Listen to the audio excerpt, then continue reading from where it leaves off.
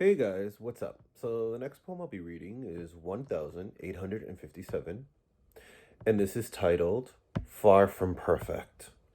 Some people are confident. They can walk into a room with complete assurance, and there's nothing wrong with that, as long as you remain humble.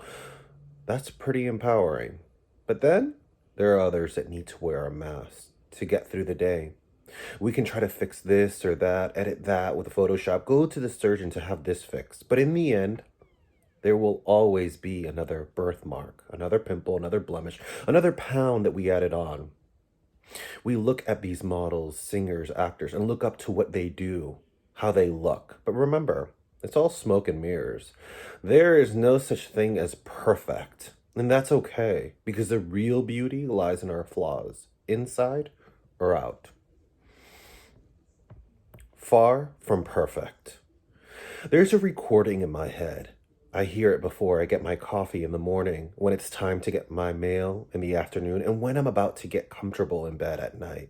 It even follows me from my dreams to my nightmares, so much like a ghost that I can't get rid of. I have an idea where it came from, but at this point, it doesn't really matter. Every time I try to tune it out, it only gets louder. They can say beautiful in so many different languages, declare it in so many different ways. My body to them could be a cathedral or a temple, a synagogue, whatever you pray to. But if I don't see it in the mirror, if I don't believe it, then what's the purpose of my worth? And my words are dripping from these walls, afraid that I will never get the recognition that I've always wanted. If we're being 100 here, I never feel quite good enough. I'll only remember what that one critic said and dissect every single flaw, and the insecurities keep piling up. So I want you to think about that when you look at my photo, because that's an invisible war that I fight. I don't want to be the next so-and-so, far from perfect. It doesn't matter how I was raised, far from perfect. Respect what I do, admire it even, but far from perfect. Don't look up to me. I don't want to be a role model. Too much responsibility. And I'm sure somehow I'll disappoint you. I'm only human. There's a recording in my head. I hear it before I have my breakfast in the morning, when it's time to do some writing in the afternoon, and when I'm about to brush my teeth before bedtime. These shadows even follow me from room to room wherever I go, so much like a ghost that I thought I couldn't get rid of. I have an idea where it came from, but at this point it doesn't really matter anymore. And here's the list. Brush your teeth in the morning. Make sure you have perfect skin. Make the bed. Don't leave a mess. Watch what you eat.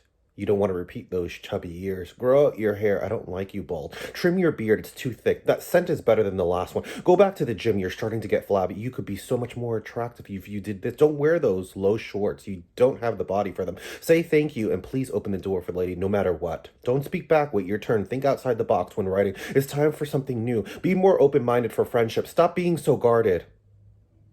Every time I try to tune it out, it only gets louder. And the new voices contradict the old one. It's kind of hard to know where to stand. That's it. It's too much hold. These expectations, day after day, following to years. The weight is far more than Hercules could have imagined. Keep your gold medal.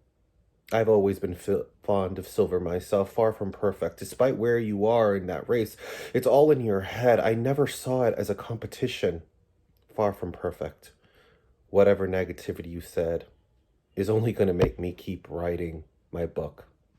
It's not over. Far from perfect. Don't look up to me.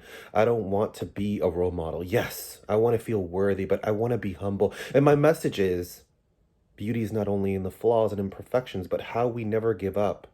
And this is what makes us strong and human.